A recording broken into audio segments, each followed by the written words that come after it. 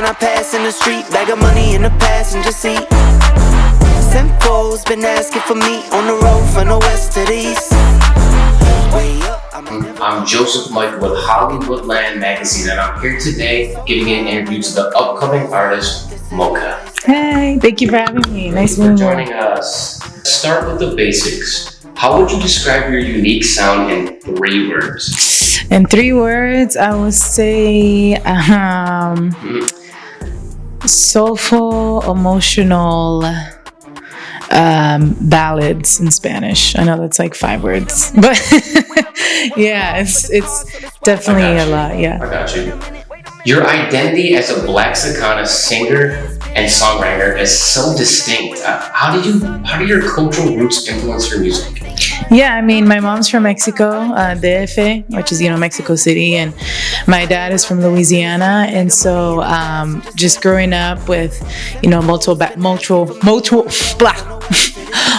cultural backgrounds, I just knew that I wanted to represent my Mexican heritage in the music that I do. So I always sang in Spanish as well. What was the inspiration behind your stage name, MXKA? I don't know. I think it came like a couple years before the pandemic. The name MXKA popped up, and I didn't really, I didn't know where it came from. Maybe just because of the color of my skin. And then like 2 years later during the pandemic, I thought more about the name and having like just a different persona. And and then I was like, you know what? Maybe MXKA would be like this other, persona, everything that what Marla wants to be, because Marla is my real name. And I was like, you know what? MXKA would be the alter ego of Marla, and just more, just a lot confident, and just someone that I'm not afraid to be, and things like that. So then the name, I spelled it weird like that because if you write MXKA regular, like so many other MXKAs are out there, so I spelled it MXKA because no one spells it like that because it's so weird. But I figured, and then when you put it in Spotify and Apple Music and things like that, it pops up, so it's easier to find. Yeah. So we know you're collaborating with Blaxicana Couture for Blaxicana Fest. Mm-hmm. How does this brand resonate with your personal style? Yeah, no, I loved when I first saw the brand on Instagram, I immediately fell in love because number one, I was like, oh my God, there's like, a brand that's representing exactly who I am, and I went to the Blaxicana Fest and I performed there, and it was such a beautiful experience to be, just seeing, my culture being celebrated in this light. And, that's what resonated with me the most, Nice. What are some of your go-to fashion pieces when you're performing on stage? Well, I definitely like a lot of lace. Lately, I've been rocking a lot of like cheetah print. Roses is like another big one. I love flowers because I used to be a florist. Okay. And so I like to just rock different, flowers, necklaces. I have like a flower tattoo. Nice. So like things like that. Yeah. Nice. What was the moment when you realized that music, this was it, this is your calling? Yeah, it's just something that I've always had a vision in for as long as I can remember, since elementary school, preschool. I've just always been singing, and it's just something that I felt like was a calling, and I didn't know how I was going to get there, but I just knew that's what I was supposed to be doing. Okay. Out of all the songs that you've created on your journey, mm-hmm. What is the most challenging song you've written so far, and why? Yeah, I think this new project that I'm coming out with, it's like a Mexican regional project, corridos, and it's been overall the whole project has been challenging because I've always been afraid to like sing songs in full Spanish because my Spanish is like broken, it's definitely like not perfect, but I do have like the passion and the will to learn, and like the more I'm doing songs in Spanish, the better my Spanish is getting, and like I'm hoping to inspire other like Latin kids out there that grew up kind of similar, where their Spanish is like completely gone or not even it's broken, and I want to be an inspirational, like, yeah, you can do it, you just got to keep practicing, you got to not be embarrassed. I'm still working through that. It is embarrassing but the only way you learn is if you just keep doing it. Fashion and music often go hand in hand together. Do you have a favorite designer or brand besides, Blaxicana Couture?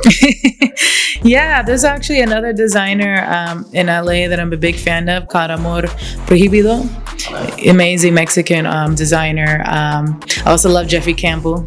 I love their shoes because it's like, Those are beautiful. thank you. They're like different. I like things that are like, not basic, but like simple, but like really different. And so Jeffrey Campbell was like my fave for that.